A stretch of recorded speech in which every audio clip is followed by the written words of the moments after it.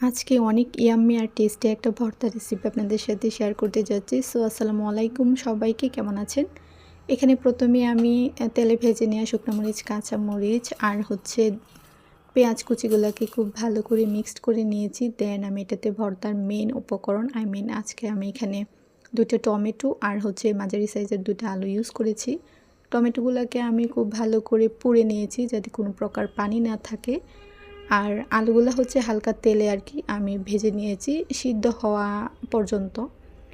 দেন খুব ভালো করে সময় নিয়ে ভর্তাটা মাখাতে হবে। আর এটাতে আমি পরে সরিষার তেল অ্যাড করছি। ভর্তা যত আপনি সুন্দর করে মাখাবেন সময় নিয়ে, আমার কাছে মনে হয় খুব ভালো হবে। এটাতে ধনিয়া পাতা কুচি দেওয়া যেত, বাট বাসায় ছিল না, সেই জন্য আমি এটা স্কিপ করে গিয়েছি। আপনারা অবশ্যই ট্রাই করবেন। এখন দেখা যায় হাতের কাছে বা বাসায় সবসময় টমেটো থাকে, কিছু না থাকলেও এই ভর্তাটা ট্রাই করে 2 থেকে 3 জন আপনারা খুব ভালো করে পেট ভরে খেয়ে নিতে পারবেন। সো আজকে এই পর্যন্তই। Thank you so much for watching. আল্লাহ হাফিজ।